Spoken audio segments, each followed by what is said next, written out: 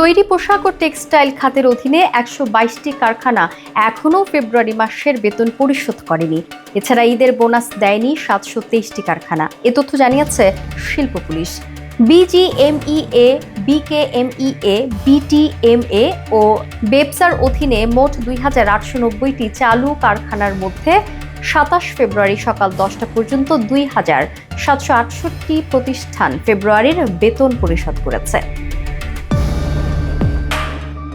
এছাড়া জানুয়ারি বা তার আগের সময়ের বেতন বকেয়া রয়েছে আরও ৩০টি কারখানায়।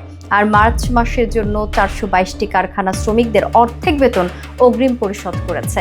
শ্রম আইন অনুযায়ী শ্রমিকদের বেতন পরবর্তী মাসের প্রথম ৭ কর্মদিবসের মধ্যে পরিশোধ করার কথা থাকলেও এখনো কিছু কারখানা এই নিয়ম মানতে পারেনি। বিজিএমইএ কর্তৃপক্ষ জানায়, তারা ঈদের ছুটির আগে শ্রমিকদের বেতন ও ঈদ বোনাস পরিশোধের চেষ্টা করছে। এজন্য অর্থ মন্ত্রণালয়ের সাথে যোগাযোগ করা হয়েছে, যাতে রপ্তানিকারকদের বকেয়া নগদ প্রণোদনা মঞ্জুর করা হয় এবং মন্ত্রণালয় ইতোমধ্যে ২,২৫০ কোটি টাকা মঞ্জুর করেছে। ঈদ উল ফিতরের বোনাস পরিশোধের বিষয়ে শিল্প ও পুলিশের প্রতিবেদনে বলা হয়েছে, তৈরি পোশাক ও টেক্সটাইল খাতের ২,১৬৭টি কারখানা ইতোমধ্যে বোনাস পরিশোধ করেছে। তবে এখনো ৭২৩টি কারখানা তা পরিশোধ করতে পারেনি, যা মোট কারখানার ২৫%। অন্যদিকে পাঁচকল ও অন্যান্য শিল্প কারখানা মিলিয়ে দেশের মোট ৯,৬৯৫টি কারখানার মধ্যে ঈদ উল ফিতরের বোনাস পরিশোধ করেছে ৬,৬৭৩টি প্রতিষ্ঠান। মার্চ মাসের বেতন পরিশোধ করেছে ১,৮৩৫টি কারখানা।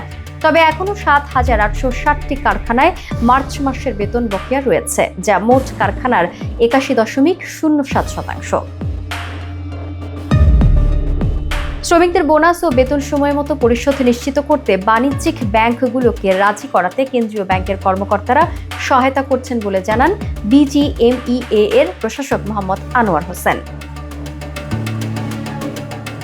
তিনি জানান, ১ বছর আগে বন্ধ হয়ে গেছে এমন ৩ কারখানার শ্রমিকরা তাদের বকেয়ার দাবিতে আন্দোলন করছেন। অবস্থা ও মানবিক দিক বিবেচনায় তাদের অন্য তহবিলের ব্যবস্থা করার চেষ্টা করছি আমরা, বলেন তিনি। এদিকে শ্রমিকদের বকেয়া বেতন ও সুবিধা এবং ক্ষতিপূরণ পরিশোধে ব্যর্থ হওয়ায় সরকার ১২টি পোশাক কারখানার মালিকদের বিরুদ্ধে ভ্রমণ নিষেধাজ্ঞা আরোপ করেছে। পাওনা পরিশোধ না হওয়া পর্যন্ত তাদের বিদেশে যাওয়ার অনুমতি নেই।